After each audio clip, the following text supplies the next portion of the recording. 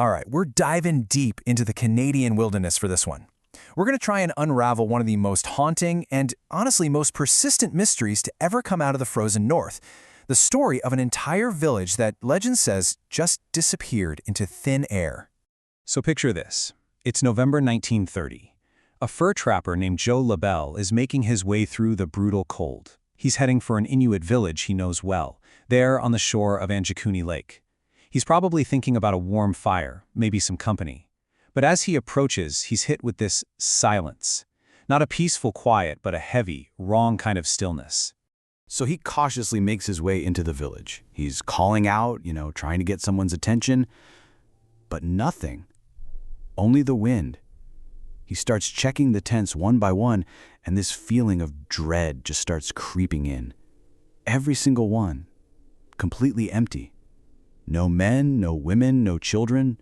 Not a soul to be found. And the scene he finds is just bizarre. It's like everyone vanished in the middle of their daily routine. He sees pots of stew, frozen solid, still hanging over fire pits that went cold long ago. It's as if someone just hit a giant pause button on life in the village. And it gets weirder. Inside the tents, personal items are just left. A rifle leaning against a wall, clothes laid out. But the detail that really gets you is the unfinished sewing projects, with bone needles still threaded and stuck right in the fabric. This wasn't a planned departure.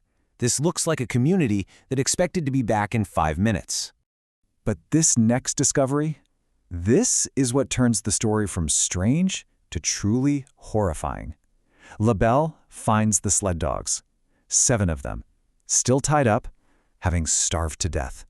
Now you have to understand, in the Arctic, your sled dogs are your lifeline. They're more than just animals, they're partners, they're family. You would never abandon them, it's just unthinkable.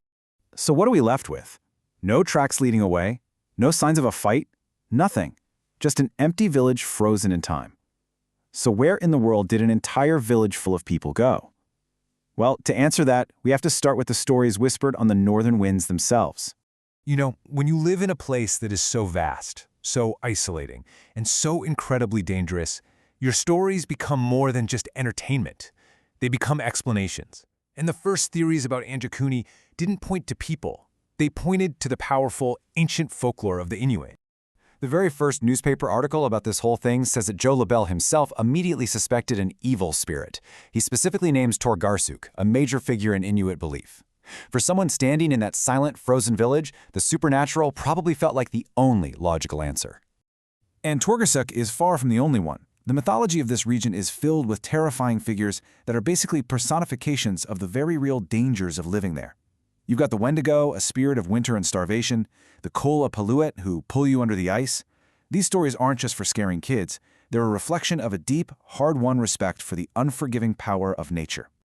Okay, so that's the folklore, but let's shift gears and look at the cold, hard facts, the official investigation. Or, well, the supposed investigation. Because this is where the mystery just gets tangled into a giant knot. This timeline is everything. The story breaks in a newspaper.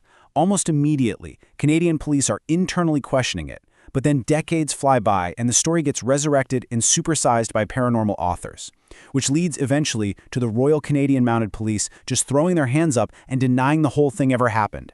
And here it is, the central contradiction. The early stories are all about the Mounties launching this huge search party. But if you ask the RCMP today, they say, no record of it. No search, no report from a Joe LaBelle, nothing. Their official stance is that the story is pure fiction. So, what's going on? If the official record is a dead end and the police say it never happened, how did a small, questionable story from 1930 explode into this massive international legend? Well, it's like a game of telephone played over 60 years. Every time the story got retold, it got bigger. The small camp of 25 people, it became a huge town of 2,000. The one disturbed grave, that turned into a whole cemetery being desecrated. And the evil spirit got a 20th century upgrade to UFOs, alien abduction, and mysterious lights in the sky. And let's just focus on that number for a second, 25. The original newspaper report was about just 25 people. A handful of families. Now, that's still a mystery for sure, but it is a world away from the mass disappearance of a small city that the legend eventually became.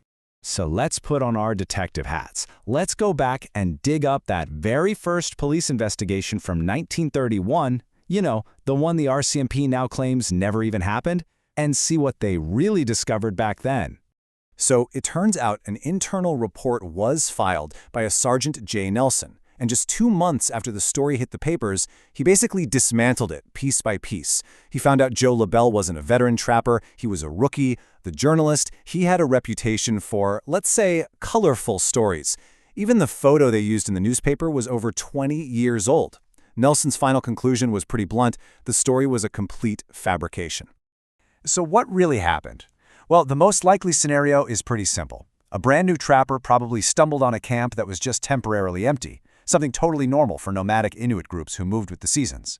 He tells his story to a reporter who's hungry for a dramatic headline, and boom, a totally normal event gets twisted into the legend of the vanishing village. But that leaves us with one last, and maybe the most interesting question of all.